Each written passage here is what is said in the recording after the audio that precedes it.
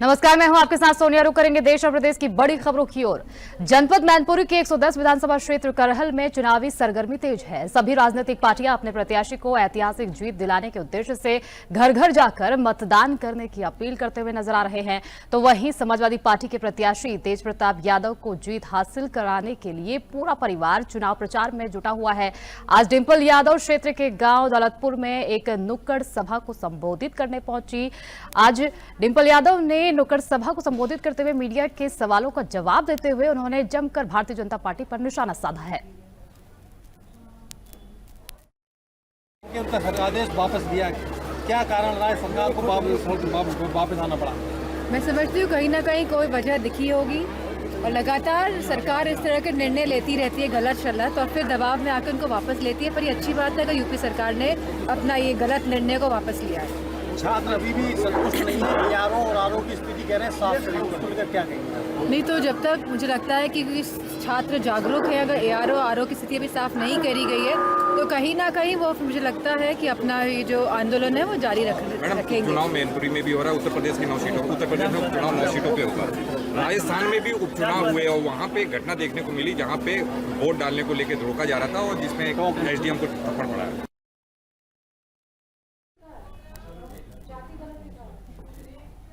बिहार के मुजफ्फरपुर में तिरहुत स्नातक क्षेत्र के उपचुनाव की चुनाव आचार संहिता सोमवार से लागू है। केंद्रीय राज्य जल शक्ति मंत्री डॉक्टर राजभूषण चौधरी निषाद तिरहुत स्नातक निर्वाचन क्षेत्र के उपचुनाव के नामांकन सभा में शामिल हुए, लेकिन वो भूल गए कि आचार संहिता लागू है। उन्होंने मुजफ्फरपुर बार एसोसिएशन में जाकर पंख बांटे और उसका उद्घाटन भी किया। मुजफ्फरपुर के सांसद और भाजपा के केंद्रीय राज्य मंत्री द्वारा आचार संहिता उल्लंघन करने के विरोध में राजद के प्रदेश प्रवक्ता डॉक्टर इकबाल मोहम्मद शमी ने विरोध किया। उन्होंने कहा कि भाजपा हर जगह किसी न किसी रूप में चुनाव आचार संहिता का उल्लंघन कर रही है, लेकिन कोई देखने वाला नहीं है। देखिए, जदयू और भाजपा का बिहार में डबल इंजन की सरकार है। वो चुनाव आचार संहिता को उल्लंघन ये लोग झारखंड में भी कर रहे हैं, देश भर में कर रहे हैं और यहाँ भी इन्होंने किया। राजभूषण निषाद नॉमिनेशन फाइल जब हो रहा था जदयू के उम्मीदवार का, तो उस मंच पर से भाषण भी दिया और कचहरी में जाकर के उन्होंने पंखा बांटा और उसका उद्घाटन किया और फोटो खिंचवाया। और इस तरह से पंखा बांट करके उन्होंने सोचा कि वकीलों का वोट मेरी तरफ हो जाएगा और इसी आधार पर उन्होंने चुनाव आचार संहिता का उल्लंघन किया। जबकि चुनाव आचार संहिता सोमवार से लागू है, उस समय कोई किसी कार्यक्रम का उद्घाटन नहीं हो सकता है जिस इलाके में चुनाव हो रहा है। यह चुनाव तिरहुत स्नातक क्षेत्र का है, ग्रेजुएट कंस्टिट्यूएंसी का चुनाव है। इसमें 4 जिले आते हैं। इन चारों जिलों में मुख्यमंत्री हो, प्रधानमंत्री हो, मंत्री हो, किसी का उद्घाटन नहीं कर सकते हैं। यह नियम है और इस पर निश्चित रूप से जो यहाँ के निर्वाचन पदाधिकारी हैं, जो यहाँ के आयुक्त हैं, उनको तुरंत अविलंब एक्शन लेना चाहिए।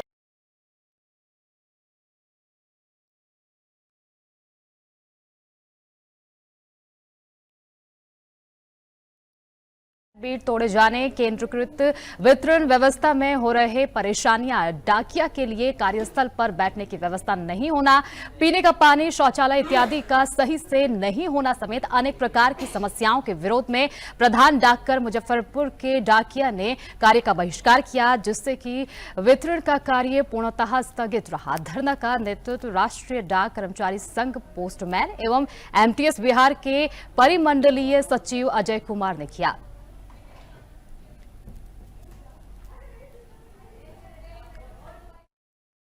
हम लोग मुजफ्फरपुर प्रधान डाकघर में जितने भी पोस्टमैन लोग हैं सामूहिक अवकाश पर हैं। वजह यह है कि यहाँ मनमाने तरीका से जो है बीट को तोड़ा जा रहा है। पिछले वर्ष जो है 9 गो बीट को यहाँ तोड़ा गया। उन 9 गो बीट के कार्य को जो है बचे हुए बीट में जोड़ दिया गया। उसी तरीके से इस बार जो है मनमाने तरीके से यहाँ स्थानीय प्रशासन के द्वारा जो है बीट को तोड़ दिया गया है।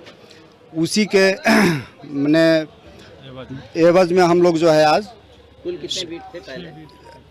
मैं 6 बीट अभी टूटा है, 6 29 38 38 था। पिछले वर्ष 38। 38 था।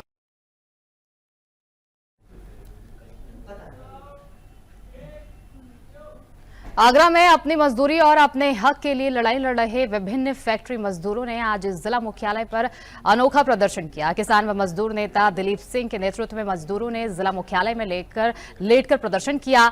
लेटकर प्रदर्शन करते हुए मजदूर डीएम कार्यालय के गेट पर पहुंचे और जमीन पर लेट रहे और प्रशासन व फैक्ट्री मालिकों के खिलाफ नारेबाजी करते रहे। मजदूरों के लेटकर प्रदर्शन की सूचना पर प्रशासनिक अधिकारी मौके पर पहुंचे और मजदूर व किसान नेता दिलीप सिंह 4 से वार्ता की। उन्होंने कहा कि आज तो लेट कर प्रदर्शन किया है, अगर सुनवाई नहीं हुई तो अब कटोरा लेकर भीख मांगने को मजबूर होंगे और भीख भी जिलाधिकारी से मांगेंगे। काम करते थे आप? बैरार बैरिंग में। कितने सालों के काम करते? मुझे हो गए कम से कम 40 साल। तो क्या दिक्कत है फिर? आप हिसाब ही नहीं दे रहे हैं, ना कुछ फंड भर रहे हैं, ना कुछ कर रहे हैं। फंड नहीं भरा उन्होंने? नहीं। ना आपको दिया? नहीं दिया। रिटायर हो गए आप? रिटायर क्या किया उन्होंने? कुछ नहीं किया। काम करे जाओ, पैसे मत मांगो। अच्छा, बस पैसे मत मांगो। पैसे नहीं देते, तनख्वाह भी नहीं देते? नहीं दे रहे हैं, सबसे यही कह रहे हैं। घोटू में पैसा चला नहीं जाता, पैसा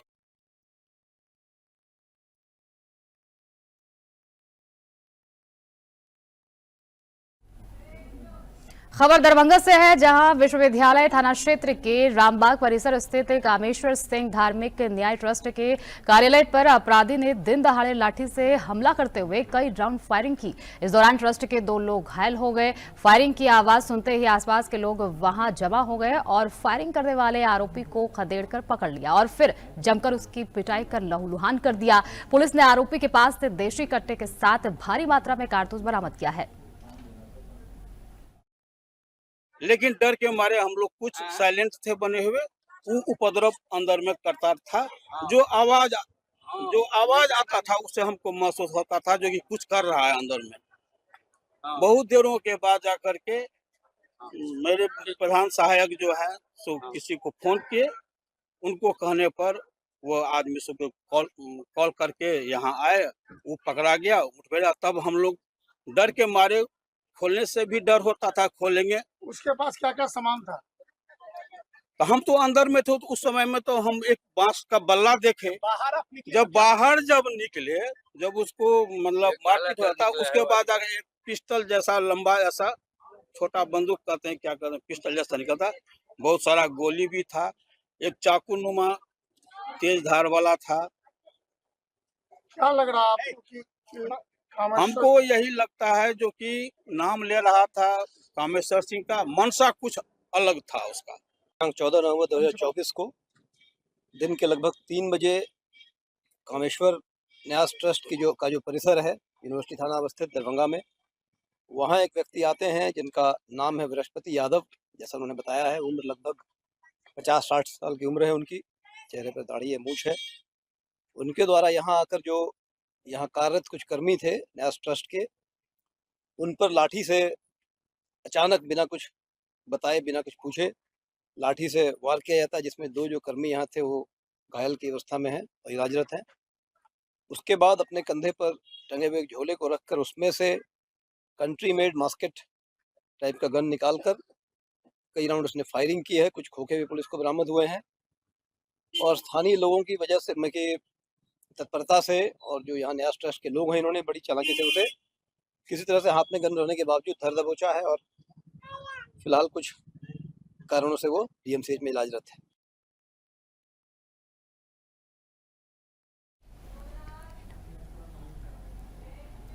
एटा में तेज रफ्तार ट्रक अनियंत्रित होकर बीच रोड पर पलट गई, जिसमें चालक गंभीर रूप से घायल हो गया। घटना की सूचना पर पहुंची पुलिस ने घायल चालक को मेडिकल कॉलेज में भर्ती कराया है।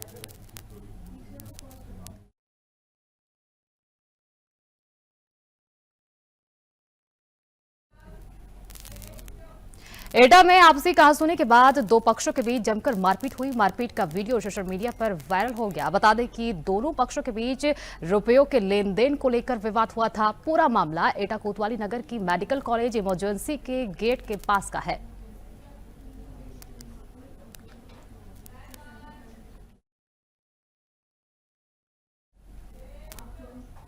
खबर एटा से है, जहां खाना बनाते समय सिलेंडर में आग लग गई, जहां अग्निशमन अधिकारी ने दरियादिली दिखाई। युवती ने एटा फायर ब्रिगेड को सूचना दी। सूचना मिलने के बाद एफएसओ केतन कुमार मौके पर पहुंचे, जिसके बाद कड़ी मशक्कत के बाद अग्निशमन टीम ने आग पर काबू पाया। सूचना देने वाली बेटी को एफएसओ ने इनाम देकर सम्मानित किया है।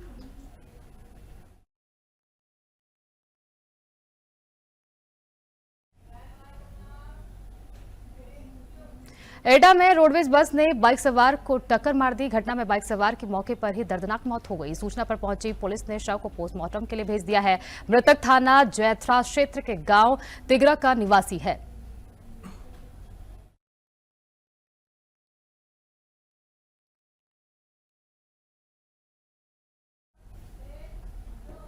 खबर फिरोजाबाद से है, जहां 50,000 के इनामी को पुलिस ने मुठभेड़ में गिरफ्तार कर लिया। आपको बता दें कि कच्ची शराब बनाने के आरोप में 2011 से फरार चल रहा था आरोपी। आज सुबह पुलिस की घेराबंदी में दोनों तरफ से गोलियां चली। मुठभेड़ में गैंगस्टर बलवंत के पैर में गोली लगी है, जिसके साथ ही पुलिस ने कब्जे से तमंचा, कारतूस और बाइक बरामद की है। ये अभी आज प्रातः सिरसागंज थाना क्षेत्र में एक पुलिस मुठभेड़ हुई है, जिसमें एक अपराधी जिसका नाम कुलदीप पुत्र बलवंत है, जो कटमीरा थाना शुभराबाद का रहने वाला है, और ये 2011 से थाना सिरसागंज से वांछित था।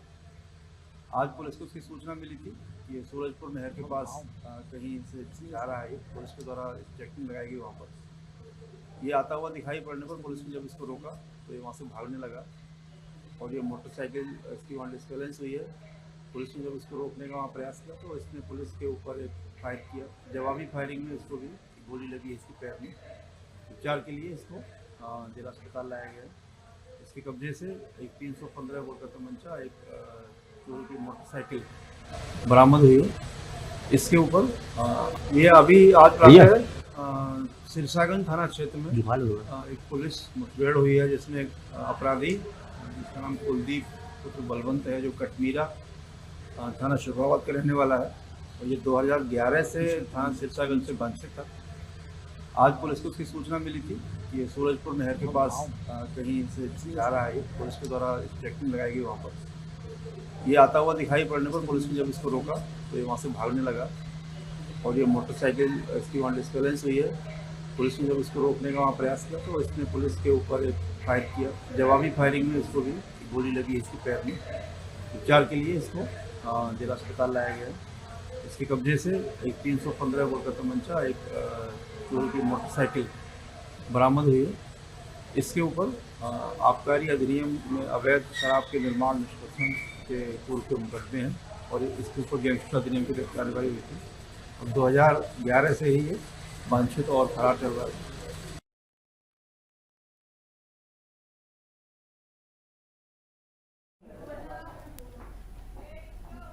कटिहार पुलिस ने स्मैक की तस्करी करने वाले गिरोह के 3 तस्करों को गिरफ्तार कर लिया है। कटिहार एसडीपीओ अभिजीत कुमार ने प्रेस वार्ता कर इस बात की जानकारी दी।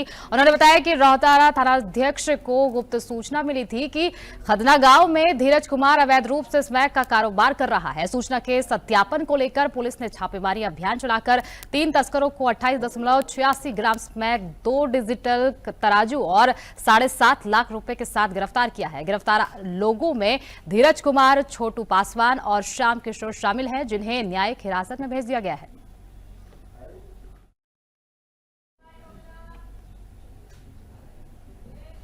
देश और प्रदेश की बड़ी खबरों में फिलहाल इतना ही। आगे की तमाम खबरों के लिए बने रहिए हमारे साथ। नमस्कार।